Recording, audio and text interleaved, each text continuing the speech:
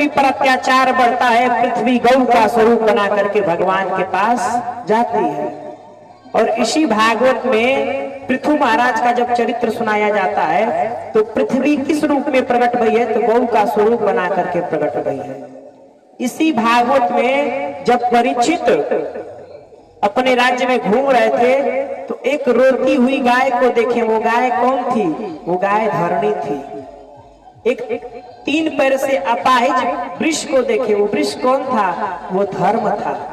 तो गौ माता पृथ्वी स्वरूपा है। तो गाय और पृथ्वी एक दूसरे के पूरक है बंधु। ध्यान से सुनिएगा, सुनने योग्य बात है और जीवन में उतारने योग्य बात है।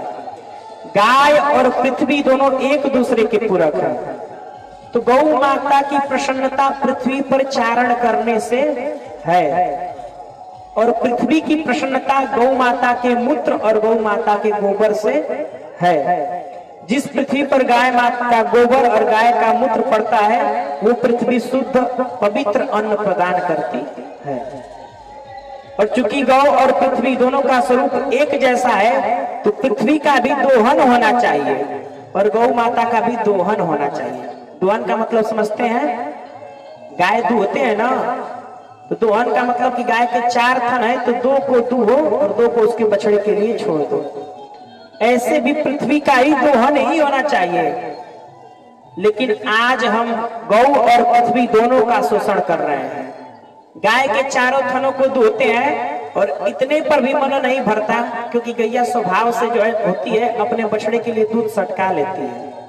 तो लोग इंजेक्शन लगा करके गाय का संपूर्ण दूध निचोड़ लेते हैं। तो गाय का भी शोषण हुआ और पृथ्वी से अधिक अन्न लेने के चक्कर में पृथ्वी पर नाना प्रकार की रासायनिक खाद को छिड़काव करके हम पृथ्वी से भी अधिक अन्न ले रहे हैं। पृथ्वी का भी शोषण, गौ का भी शोषण। दोहन करेंगे तब अमृत मिलेगा, शोषण करेंगे तो विषय मिलेगा। इसके बाद भी पहले गैया चरने के लिए जाती थी, तो चरने के लिए जाती है तो गौ वैद्य स्वरूप है। गाय के ऊपर हाथ फेरेंगे तो गाय को पता चल जाता है कि हमारे मालिक को कौन सा रोग है या फिर कौन सा रोग होने वाला है। तो गाय जब ये जान जाती थी तो जब चरने के लिए जाती थी तो वही घास चरती थी उस भूमि से जिसके रस से उसका रोग सही हो सके। तो उस घास का, उस औषधि का रस गाय के गोबर में, गाय के मूत्र में, गाय के दूध में, उसी दूध से दही बना, उसी दूध से घृत बना। अब उस रस का जो मालिक उपभोग करता था, जो गौ सेवक उपभोग करता था, उस रस के उपभोग करने से उसका रोग सही होता था। ये नॉलेज था गाय के ऊपर हाथ फेरने वाला, कि गाय के ऊपर हाथ फेरेंगे तो गाय आपके नब्ज को पकड़ करके पता कर लेगी कि इनको कौन सा रोग है। लेकिन आज हमने गैया विकृत कर दी, पृथ्वी को विकृत कर दिया और जब सबको विसार दिया, अपने माँ को ही विसार दिया, तो जिसने माँ को विसार दिया पिता उसको दंड देंगे, छोड़ने वाले नहीं है। अरे माता ही तो है जो पिता के क्रोध से, कोप से बालक को बचाती है। लेकिन जो मूर्ख पुत्र अपने माता को ही विसार देता है तो पिता जब पिटाई करेंगे तो कोई रक्षा करने वाला नहीं रहेगा। इसीलिए सभी सनातन धर्मियों, सभी हिंदुओं और गावो विश्वस्य मात्र, गाय केवल हिंदुओं और सनातनियों की माता नहीं है, गावो विश्वस्य मात्र, गौ माता पूरे विश्व की माता है। इसलिए आप सभी से अनुरोध करूंगा कि गौ माता की सेवा करनी चाहिए। गौ माता की रक्षा में अगर हमारे प्राण जाए तो जाए, लेकिन गौ माता की रक्षा हमको करनी चाहिए।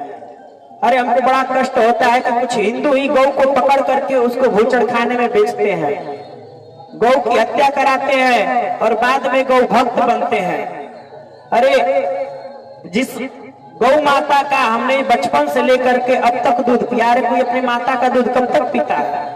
आजकल तो 5-6 महीने में ही दूध छूट जाता है। लेकिन गौ माता जो जन्म से लेकर के अंतिम समय तक अपने दूध का, अपने स्तनों का पान कराती है, उसी गौ माता को जब बूढ़ी हो जाती है तो हम लोग भूचड़ खाने में, कसाई खाने में भेज देते हैं और कहते हैं कि हम हिंदू हैं, हम सनातनी हैं। अरे हम जैसे लोग अगर सनातनी है तो धिक्कार है हम जैसे लोगों को।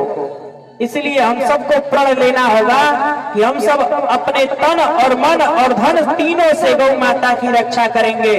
और जब हम गौ माता की रक्षा करेंगे तो हमको देख करके लोग हमसे प्रेरणा लेंगे और गौ माता की रक्षा करेंगे। इसलिए सभी से अनुरोध है कि सब गौ माता की सेवा अवश्य करें। जो व्यक्ति गौ की सेवा करता है, हमारा खुद का अनुभव है, आपके घर में कोई अगर आपत्ति विपत्ति आने वाला होगा तो गौ माता के ऊपर वो आपत्ति पहले आएगा।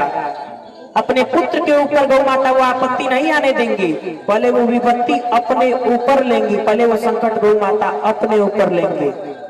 तो ऐसे संकट का हरण करने वाली गौ माता की हमको सेवा करनी चाहिए। और गौ रक्षा में, धर्म के रक्षा में, देव प्रतिमा के रक्षा में, अपने सनातन धर्म की रक्षा में अगर ये शरीर भी चला जाए तो जाए, लेकिन जैसे सूर्य वंश का वचन है, प्राण जाए पर वचन न जाए, उसी प्रकार हम सभी सनातन धर्मियों को भी ये प्रतिज्ञा करनी चाहिए कि प्राण जाए पर हमारा धर्म न जाए। और जब इस प्रकार तन मन धन से आगे उठ करके हम धर्म की रक्षा करेंगे, तभी ये भारत विश्व गुरु बन सकता है, तभी ये सनातन पूरे संसार में जैसे पहले स्थापित था उसी प्रकार स्थापित हो सकता है। एक बार सभी लोग प्रेम से जो है भारत माता की जय, गौ माता की जय।